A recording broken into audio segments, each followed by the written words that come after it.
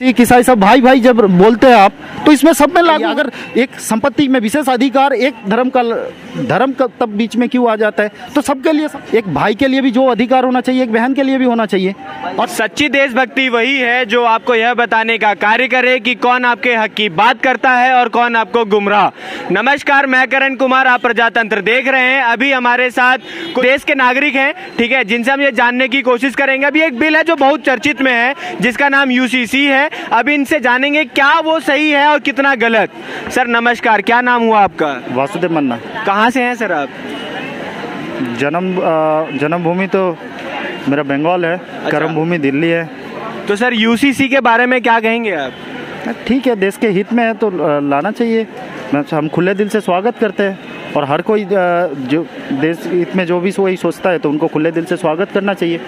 लेकिन कहा जाता है कि यूसीसी जो है वो कॉन्स्टिट्यूशनल वायलेशन है, इस पे क्या कहेंगे आप? देखिए, इसके लिए लॉ कमीशन अपना सुझाव मांगे हैं। जिनको लगता है उनको अपना सुझाव देना चाहिए। अगर पर्सनल डिबेट के जगह में वो अपना सुझाव सही जगह पे दे। अगर आपको प्यास लगा है तो पानी तो नल से ही पीना पड़ेगा ना। अब सूखे नल में जाकर पानी तो पीने से कोई फ़ायदा नहीं है। तो यही बात है, तो लॉ कमीशन ने सबसे सुझाव मांगे। आप भी दे सकते हैं, मैं भी सुझाव दिया हूँ। तो 14 तारीख तक सबके लिए ओपन है। तो और ये भी है, आपके दर्शकों के लिए ये भी बता दूँ कि 14 तारीख तक कोई ऐसे स्टूडेंट जो इसके ऊपर डीप रिसर्च कर रहे हैं वो अपना सुझाव दे सकते हैं। लॉ कमीशन उनको बुला के पर्सनली फेस टू फेस इसके ऊपर डिस्कशन करने के लिए भी तैयार है।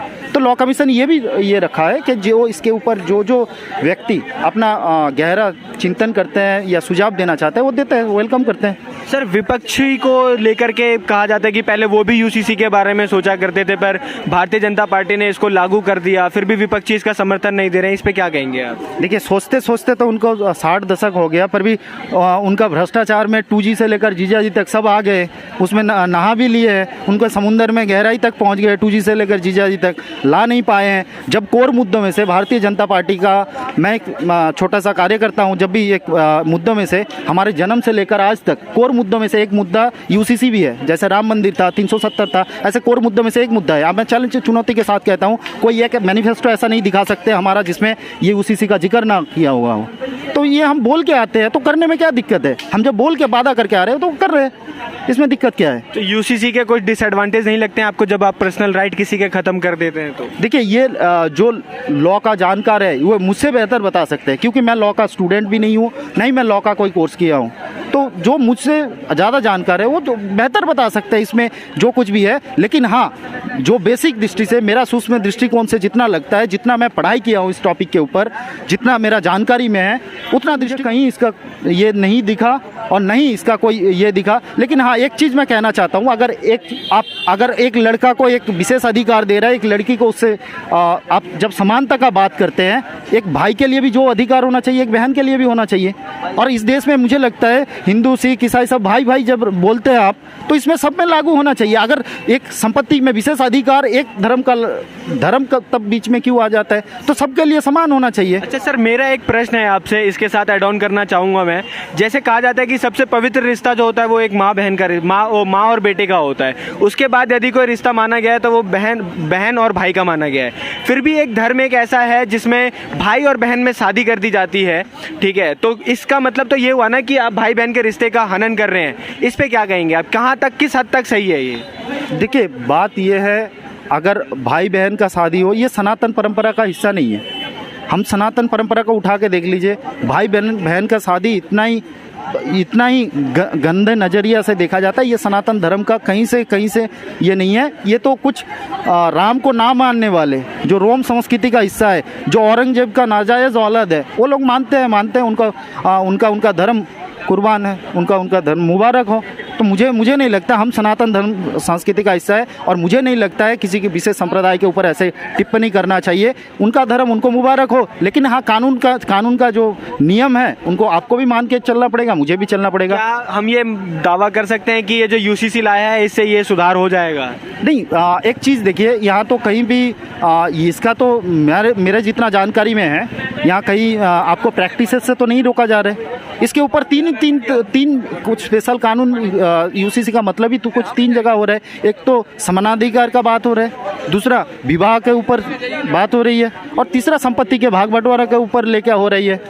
अभी जैसे मैंने अभी थोड़ी देर पहले भी आपसे बात कर रहा था कि अभी भी कुछ ऐसे होता है कि 9 साल में शादी हो जाती है, फिर कुछ संप्रदाय को विशेष कानून उसमें लोड़ा बन जाता है कि उसमें बाल विवाह का कानून लागू नहीं होता है, क्योंकि तब ये आ जाता है। अगर इसको भी मानना है तो उसको भी मानना है, तो ऐसे दर्जनों बार हैं। तो हाई कोर्ट सुप्रीम कोर्ट मिला के जब खुद कोर्ट ने ये खुद मांग कर चुकी है कि यूसीसी लाना चाहिए, तो देश को वेलकम करना चाहिए। आज देश जब आगे बढ़ रहे, आज 21वीं सदी का ये भारत है, आज जब हम इस नाते को तोड़ के आगे बढ़ेंगे और नया चीज़ों को एडॉप्ट करेंगे, तभी हम आगे बढ़ने का सोचते हैं। 21वीं सदी का भारत है, इस सब से पीछा छुड़ा के आगे बढ़ने का समय है। तो मुझे कहीं ना कहीं लगता है कि अगर विकसित भारत की तरफ आगे बढ़ना है तो हमें इस चीज़ का, ये जो गुलामी के कॉलोनियल माइंडसेट है, ये आपको भी पता है, आपने बोला जैसे लॉ का स्टूडेंट है, तो ये कानून हमारा किस टाइम का कानून है, ये भी बता दीजिए। ये कानून तो हमारा है ही नहीं, ये कानून तो उन्होंने लागू किया था, जो बांटो और राज करने का सिस्टम लेके आया था, कॉलोनियल माइंडसेट का सिस्टम लेके आया था। तो मेरा जानकारी अगर गलत नहीं हुआ तो ये 1800 के दशक का कानून है, 1874 के आसपास का कानून है जो इन्होंने लाया था। फिर अंग्रेज ने खुद बोला था कि इनको इनके हालत में छोड़ दो, ये सिविल के ऊपर।